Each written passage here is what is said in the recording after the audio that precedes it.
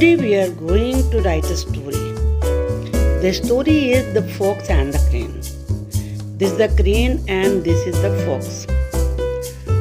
कैसे हम story writing करें?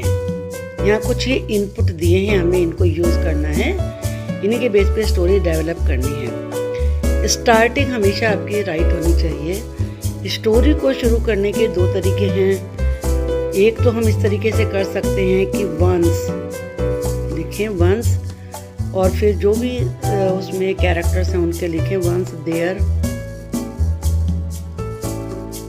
Lived a fox and a crane in a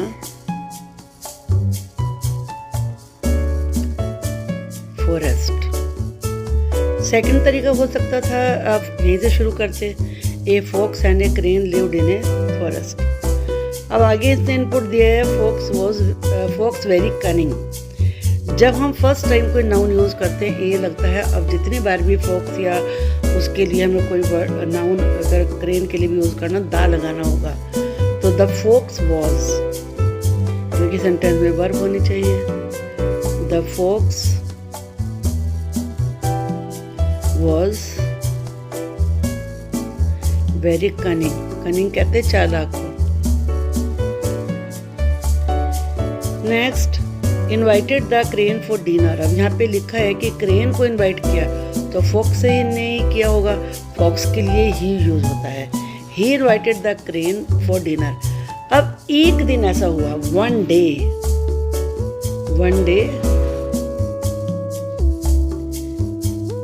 he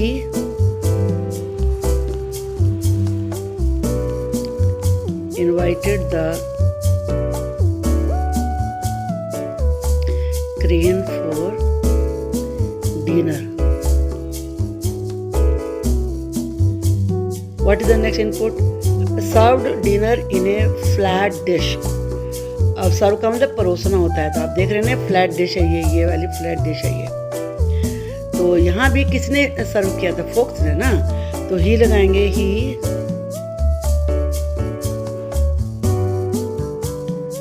served the dinner in a flat dish. Next input is the crane had a long beak. It could not eat, फिर भी नहीं खा सका, या इसलिए नहीं खा सका। तो क्रेन की एक लंबी बीक थी, आप देख रहे हैं ना, लॉन्ग बीक है उसकी, ये देखो लॉन्ग है बीक। तो उसमें कैसे टच करेगी? डक तो है नहीं। तो यहीं पे इसको ऐसे लिखेंगे, the crane had a long beak, so इसलिए वो कुछ भी नहीं खा सका। The crane had a long beak. Beak तो आपको पता है ना, चोंच को कहते हैं। इसीलिए सो कौन सा इसलिए होता है। ही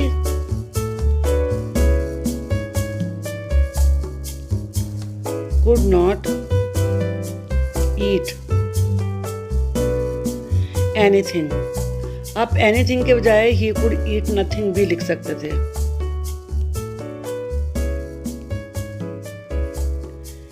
then next, The fox lapped, the crane went back hungry. Lapped का मतलब चाट लेना। The fox lapped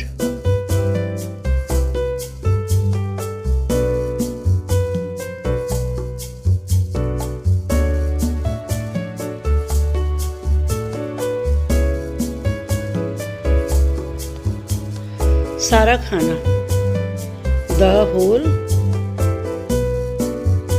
food. जो भी फूड सर्व किया था उसने सारा खुद ही ईट कर लिया, चाट लिया। The crane went back hungry. बेचारा क्रेन भूखा ही वापस घर चला गया।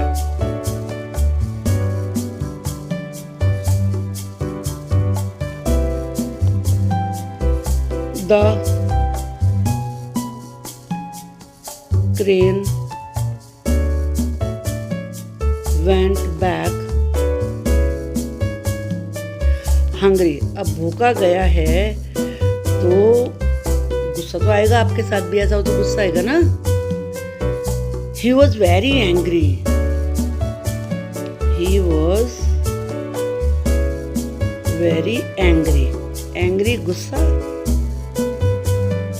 उसने एक ट्रिक सोची फॉक्स को एक लेसन सिखाने की. He thought a trick to teach the fox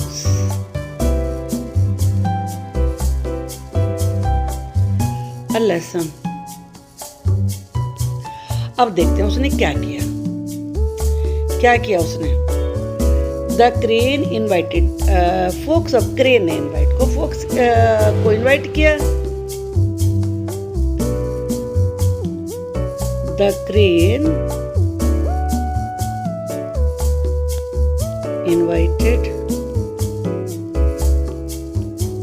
the fox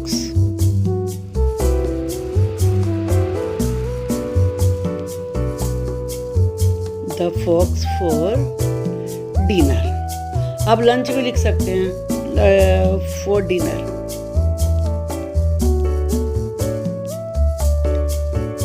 अब उसने क्या किया उसको लेसन सिखाने के लिए. Serve the food in a narrow jug. Narrow का मतलब जो बहुत ही जिसका ऊपर से ओपनिंग बहुत ही पतली थी, उसमें फॉक्स का माउथ जा ही नहीं सकता था. तो इसको हम ऐसे करेंगे. ही served the food in a narrow jug. He served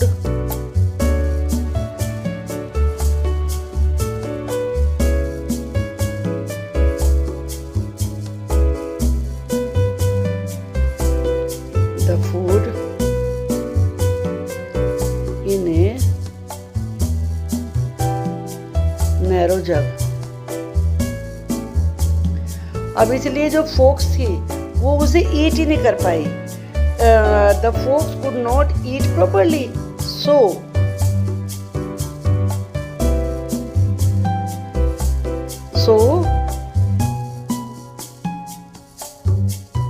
the fox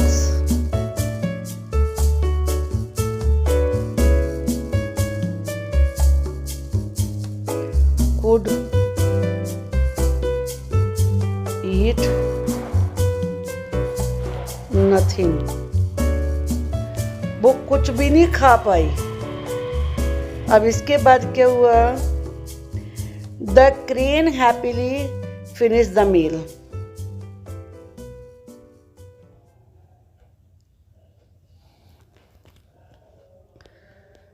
the क्रेन happily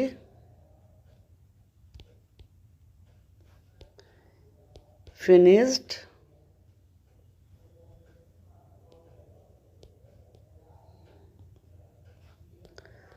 the meal. मील का मतलब खाना होता है.